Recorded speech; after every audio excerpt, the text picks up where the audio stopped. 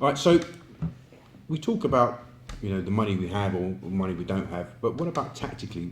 We saw last season Atletico Madrid come to Chelsea, and they said that they're happy for Chelsea to have the ball. We'll give you the ball because we've got a system where we can counter that. Why can't Arsenal set up tactically to offset a team like Chelsea? It's all well and good having 53% possession and 500 passes during a game and so on and so forth, but we didn't look like we were penetrating because Chelsea were happy to let us take the ball, keep the ball. No plan B. No, we haven't got plan A at the moment. Have we got the players to even do that? I'm just about to say we haven't got the players to do it. Have we not? We had Ozil on the field, we had Sanchez on the field, we had. They don't set up defensively. Yeah, but there's creative players. They're creative. We've got too much creative players, too many.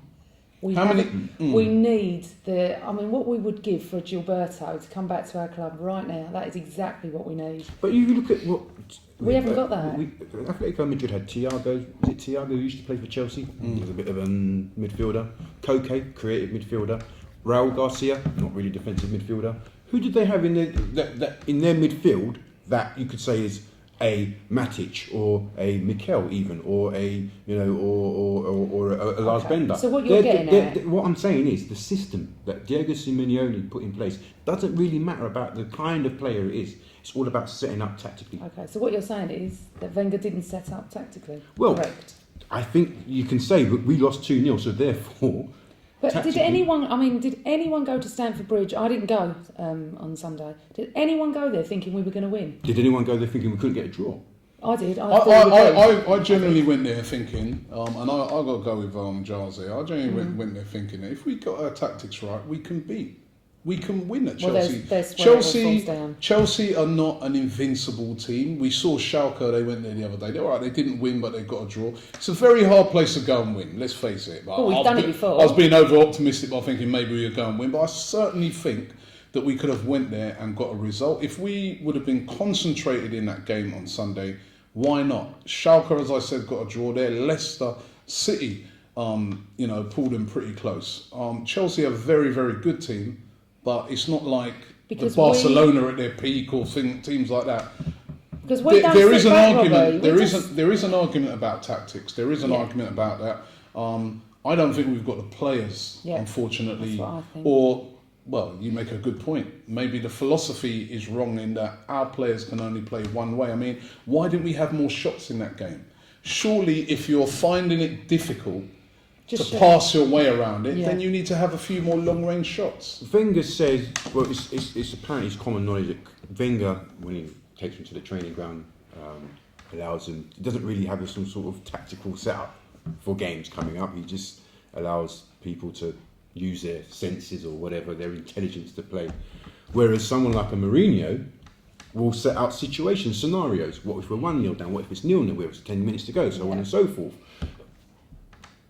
I don't know. None of us here know what goes on in the training ground. But if that is the case, and that's coming from dispatches from certain former players, Pires and Henry and so on and so forth, that was 10 years ago. Why haven't we moved on in terms of tactically? We've got Stevie Bold, who was a great defender. He learned from the best defensive coach there was. Why can't we incorporate that into today's team?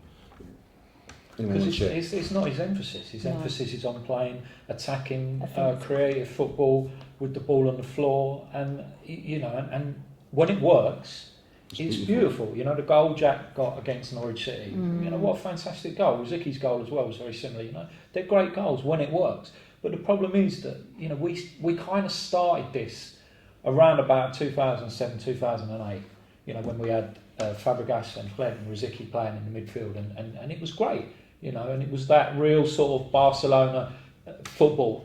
But the problem is, and it nearly worked. We fell short badly the year that Eduardo broke his leg, but it nearly worked. But the problem is, everybody knows how to set up against us now because we don't try anything else. Do you think? I mean, it nearly worked in that season. I think it nearly worked again in 2010-11, didn't it? A few seasons later, or 2019. I can't remember. I've always said though, do you think that he feels that he's a couple of percent away from getting it right, and therefore will continue to work in that? It must be. Otherwise, why would he keep trying the same thing? I disagree. I don't think entirely. I mean, I think 2008 is the only time that we had a real shot at the league, so I agree with you on that. But I don't think that that we play the same. I think it's a mistake because overall, at the end of the season, the results look the same. I think there is that perception. I think we've changed our style quite a lot year by year, and sometimes match by match. He certainly does have a philosophy, buys the kind of players that fit into that philosophy, and plays to the strengths. But I really do think it's nonsense that there are no plan A and no plan B. We play different ways in the same game often. Never mind playing different from match. I don't see that. Generally, if we're see the way we see that. Let's take the Besiktas game.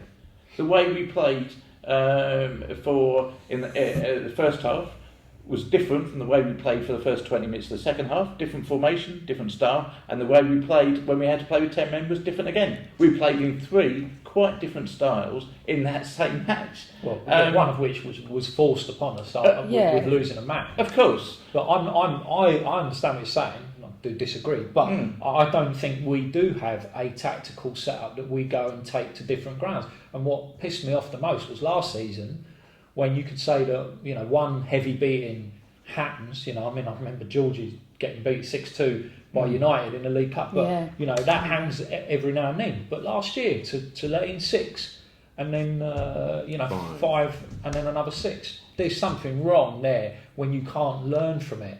I think he's certainly learnt. We can see that he's learnt in defensively, in certain ways. Well, 8-2 at United, and then we do that. Yeah, that was before. Now, no, but I'm saying it was better Sunday. Sunday was better. Yes, we started was. off a little bit more conservatively, and we weren't sending both full-back. And certainly when we went 1-0 down, but thankfully it was a lot later in the half. We didn't go mad, but it was better. But I thought it was a fair reflection of where we're at. What I'd like to ask is if we'd scored the first goal against Chelsea, big if, considering the lack of chances, but if we had, what do we think the result would have been? 3-1.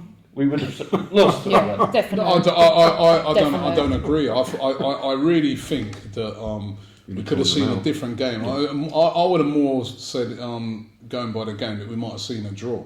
Because even, you've got to say, I was there watching the game, and I was very pleased with how our defence was, performing against Diego Costa until he got that chance. And you've got to give him credit because he's a world-class striker, because that was the only chance he had in the game. They had him shackled. He did absolutely nothing. He was making his runs and everything, but they were with him. Get the Arsenal Fan TV app, available on Apple and Android now.